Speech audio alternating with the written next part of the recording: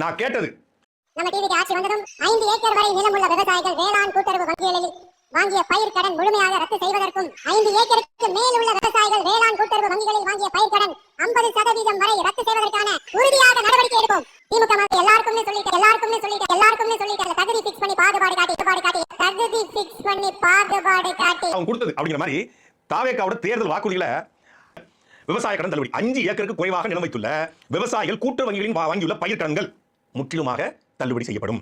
5 ஏக்கருக்கு மேல் நிலம் வைத்துள்ள விவசாயிகள் கூட்டுறவு வங்கியில் வாங்கியுள்ள பயிர் கடனில் 50% தள்ளுபடி செய்யப்படும். சாரு சொன்னது இது. ஆனா சாரு செஞ்சது என்னன்னா, கூட்டுறவு வங்கியில் வாங்கிய 50,000 வரை பயிர் கடன் பெற்ற குறு விவசாயிகளுக்கு முழுமையாக தள்ளுபடி செய்யப்படும். அது 50,000 வரை மேல நீங்க என்ன சொன்னீங்க தேர்தல் வாக்குறுதியில? வாங்கிய பயிர் கடன் முழுமையாக ரத்து செய்வதற்கும் 5 ஏக்கருக்கு உள்ள நிலம் வைத்திருக்கிற அனைவருடைய பயிர் கடனும் கூட்டுறவு வங்கி கடனும் விவசாய கடனும் முழுமையாக தள்ளுபடி செய்யப்படும். 1 லட்சம் ரூபாய்க்கு பயிர் கடன் பெற்றவங்களுக்கு 5,000 ரூபாய் தள்ளுபடி. 95,000 ரூபாய் விவசாய கட்டணும். 95,000 ரூபாய் கட்ட தெரிஞ்ச விவசாயிக்கு 5,000 ரூபாயை கட்ட தெரியாதா அப்படின்னு விவசாயிகள் நாளிலிருந்து கேட்பாங்க.